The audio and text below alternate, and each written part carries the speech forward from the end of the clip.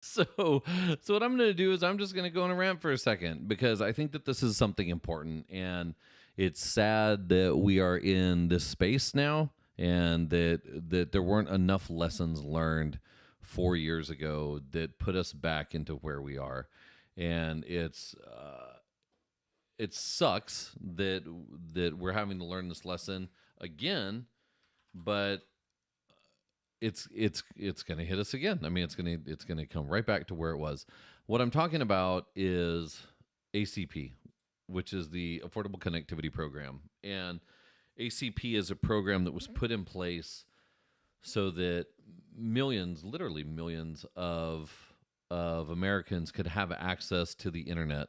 And it's helping between 23 and 25 million households in the United States right now, saving anywhere from $30 to $75 a month on their broadband bills.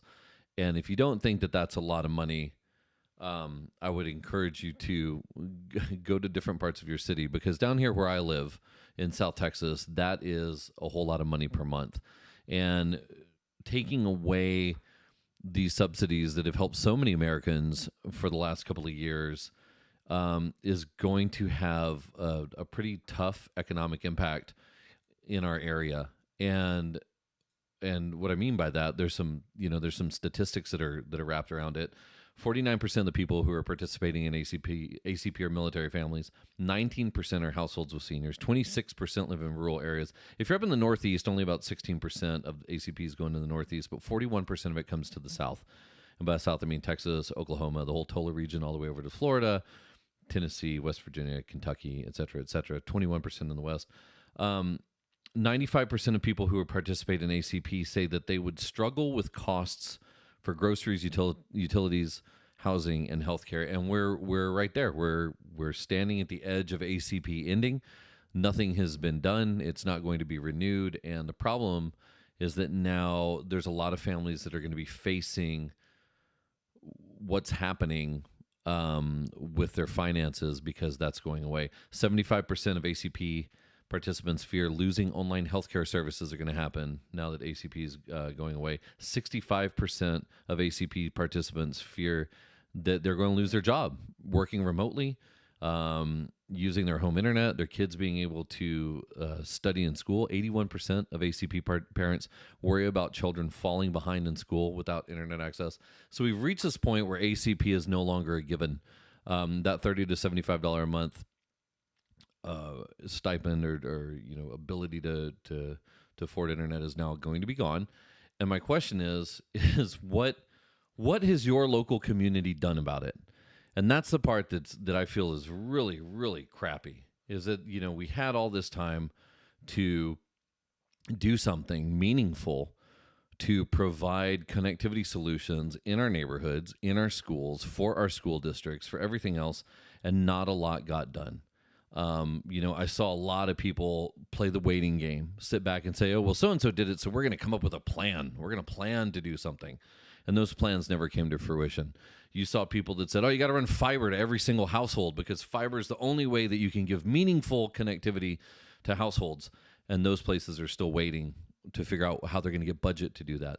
You have some cities that have the budget to do that, and they did it. Did a tremendous job. City of FAR, Texas, for example, and then worked out a deal with the local school district.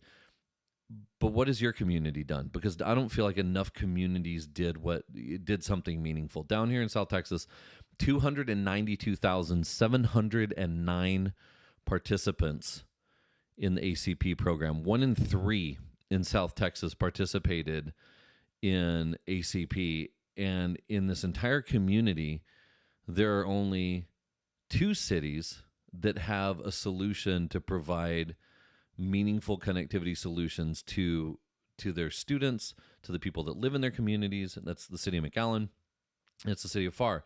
No one else has done anything. Lots of talk, no action. And it's frustrating because I work in an industry where that action is inexpensive, comparatively speaking. Fiber is still an expensive option. Anywhere between $10,000 and $30,000 for a linear mile. That's connecting point A to point B. So when you talk about connecting every community and every household in your city, that seems like a lot of money.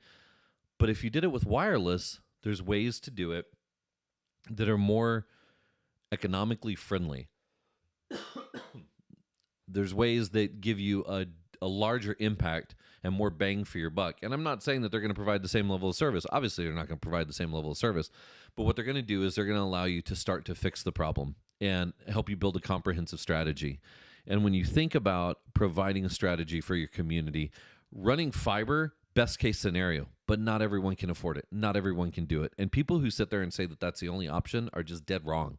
And those are the people that I blame for all of this complacency that we've had in the last few years while we've waited for ACP to expire.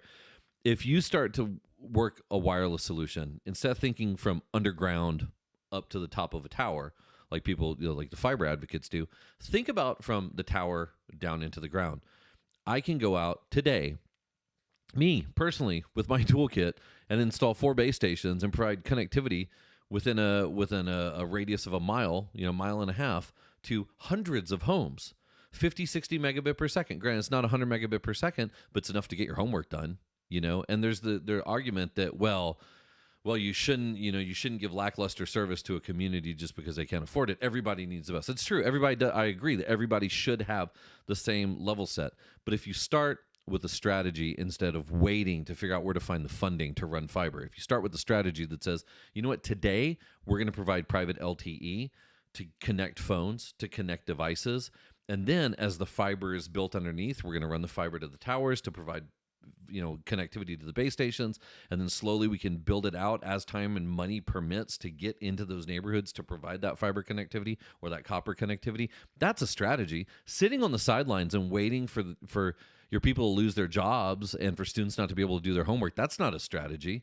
That's terrible. And that's where we are. And it's frustrating because there's so many better ways, in my opinion, to provide connectivity to your neighborhoods, to your school districts, to your municipalities, to your tribal lands, to whatever it is that's out there. There's ways that wireless can help. And I'm so sick and tired of watching people just think that the only way to do things is to connect it with a cable, to run a fiber optic cable. It's just not. It's not the best use of resources. It's not the best use of time. And all it's going to be is a detriment to your community. And that's unfortunately that's where we're at. So ACP is ending. Don't know if anything's going to be done about it here in the last few hours before April 1st. But it's tough, man. It's a tough position to be in. 23 million households across the country are going to lose that stipend. Hopefully, some of them can be able to afford the connectivity that they hold near and dear to their heart. Just in, as I mentioned, in our congressional districts down here in Texas, 15, 28, and 34 represents 292,000 households just in my community alone. I don't know what your communities look like. There's places you can go online to check it out. But it has the opportunity to be devastating to people who aren't expecting it, who are going to get that bill at the end of the month and have to figure out alternate ways to have connectivity for their students or for their senior citizens or for people to, remain employed. So that's tough, but I did want to say something because it's, there's been so many people, the National Digital Inclusion Alliance, the NDIA, all these people that have been out there trying to advocate for this for the last few months, has been really strong. And, unfortunately it just doesn't seem like it was enough to make its way all the way up to the powers that be. But that being said, you can't live on government funding forever in this scenario. And I would say that I really think that you should look to your leaders in your communities and use different case studies as examples on ways to get connectivity. The city of McAllen did it for $3 million, 16,000 households, 22,000 households, or 22,000 users, 16,000 households. There's places all across the country that have used private LTE to do things, and now we're at a place where it's more affordable. So look to your city leaders to make big, not easy decisions. Don't wait on fiber. That's not the only way to connect people to the internet. I mean, I'm sure, I would love to have fiber optic cables at my house. I don't have a fiber optic connection at my house. I have a copper connection, but half the time I'm not even here. I'm using my cell phone, and I can use a hotspot, and I can leverage that connectivity.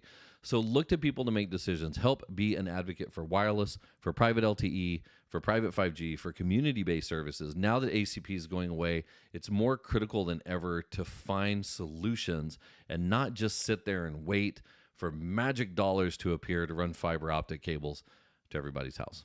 That is my rant for the day. Something had to be said. I'm sick of watching it. So have a wonderful day. If you want to find out where to get more information on this, please contact me. Find me on LinkedIn. Look around. Just look around the internet. Then you can find companies that do this all over the place. If you need help putting a plan together, if you need a design, if you need to be pointed in the direction of which equipment manufacturer to go with, just call me. I'll be happy to help. It's something that's going to affect our nation terribly. And if this was like a campaign issue, or if this was something where if you knew that 25 million people are going to lose internet access in 3 days, what would you do about it? Because that's literally what's happening. They're going to lose access to those vouchers, and they're not going to be able to pay their bills. So help, if you're in the tech industry, which I'm assuming you are, if you're watching this nerd podcast, do something for your community. Get out there and help them find a better solution to connect the people in your community, so that those households that are losing ACP can have some light at the end of the